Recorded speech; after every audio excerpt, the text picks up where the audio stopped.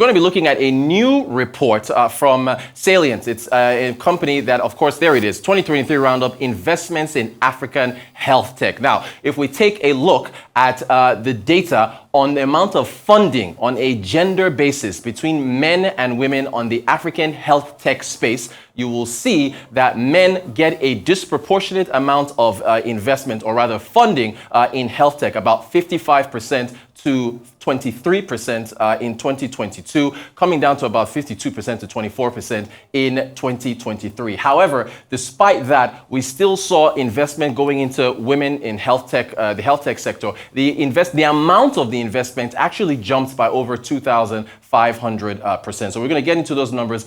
We have in our Abuja studio Zillah Waminaje. She's a consultant at Salient Advisory Incorporated, of course, put this report together.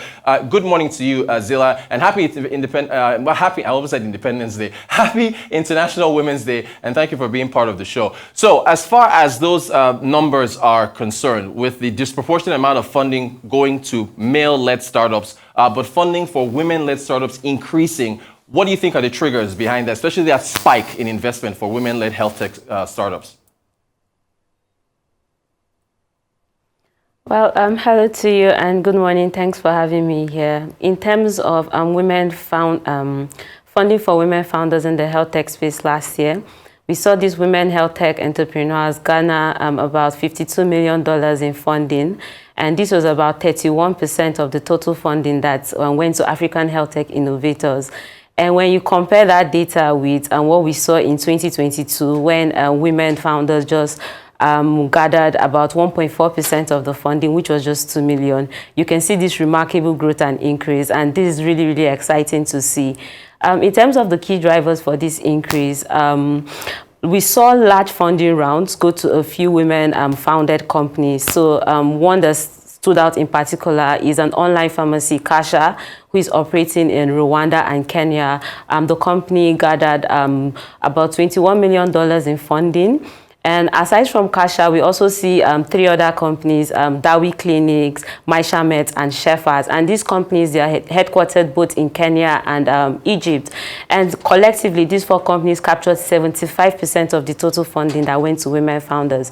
So these large funding rounds going to these women companies definitely contributed to the massive spike that we saw. Your report says about $167 million went into health tech in 2023 across, I think, the continent. That does seem like a small number, considering the healthcare deficiencies across the continent. What do you think would make this, I guess, increasing this figure as far as our healthcare needs are concerned? Innovators operating on the continent, they garnered $167 million in funding. And when you compare that to 2022, this was a 2% decline. But then when we now take a step back and look at the broader tech ecosystem, reports state that funding declined by as much as 39%. So when you look at that figure and look at what's happening in the African health tech space, we will see that the innovators proved to be resilient despite the economic headwinds. So I would say that also we know that a few equity investors who we know have a mandate and track record of making investments into these health tech innovators. Collectively, they raised about $600 million in new funding. And so now this is not just to say that $600 million is available to African health tech innovators, but then this funding is there, and the innovators who are able to position their solutions, and businesses to the investors will be able to at least get more funding for their businesses this year. That sounds encouraging. We look geographically, Nigeria, Kenya, Egypt, dominating the share of investment that came in. Do you see growing competition, from other African nations, or will these 3 continue to dominate? I mean, yeah, Nigeria, Kenya, and Egypt, those have been part of the top markets that we'll be seeing in the space. Nigeria gathered 35% of the total funding. Kenya gathered, I think, 31%, and Egypt gathered 21%.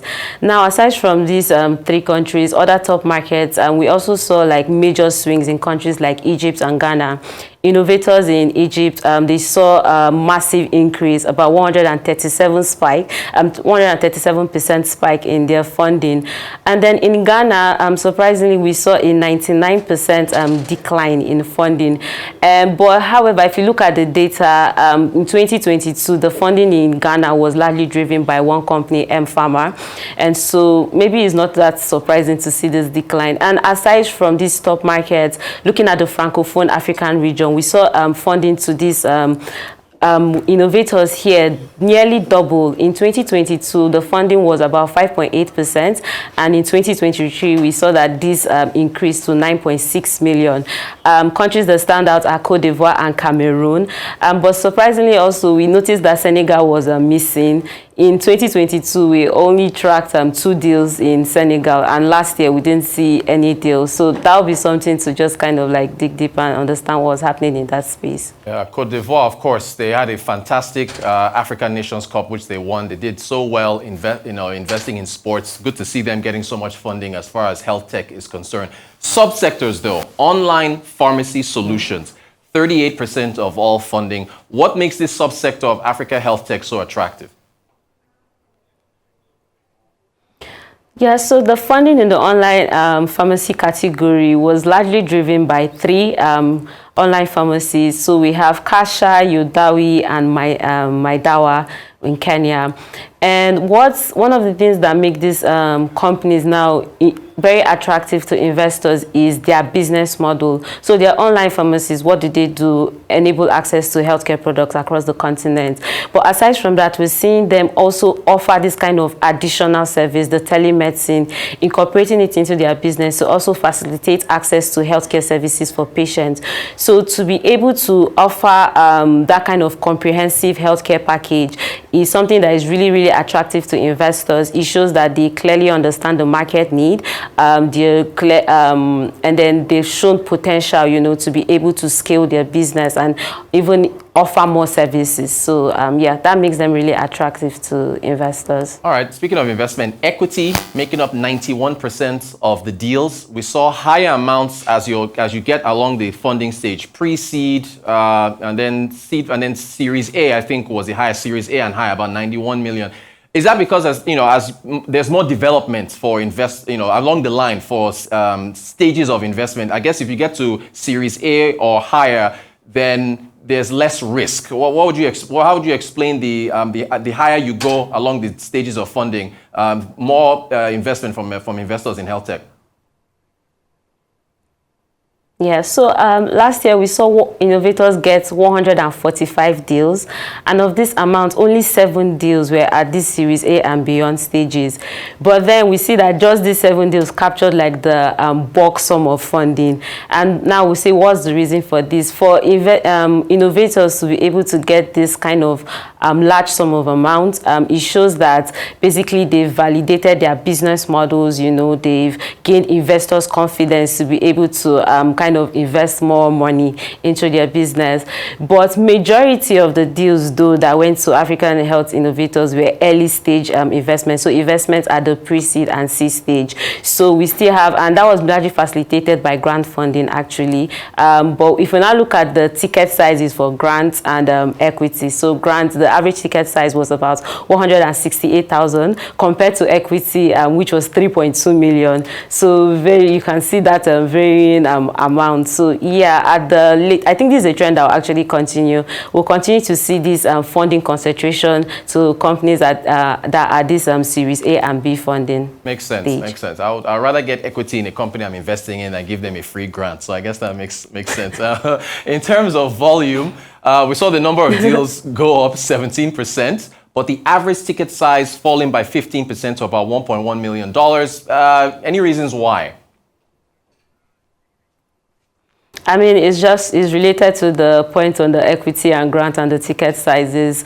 Majority of the deals that went to innovators were grants. Like I've said, the average ticket size was 168,000. So that really contributed to the drop that we saw in the ticket sizes. Okay, Egypt, going back to the map with as far as the concentration, Egypt, Nigeria, both facing devalued currencies, high inflation.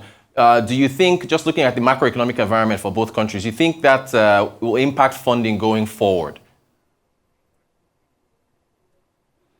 Well, I'm not an economist, but if we want to look at this kind of, will I say, economic challenges that impact funding, aside from the currency devaluation and inflation rates, I think some other factors to look at, is like government policies, ease of doing business in these countries. And so you would have to consider those kind of factors to now be able to come to a conclusion on what will be the impact be on funding. Because despite these challenges in these states, we even saw the trends going in opposite directions. For example, in Egypt, we saw this massive jump, 137% increase in funding. But then in Nigeria was still captured the most funding, but we just noticed a slight decline. Funding dropped by 6%. So looking at these data points, it's really, really hard to make a prediction on what the impact on funding will be. Zillah Waminaje, consultant with Salient Advisory Incorporated. Thank you for this great report. Thank you so much for giving us an insight into investments going into Africa, HealthTech, and happy International Women's Day.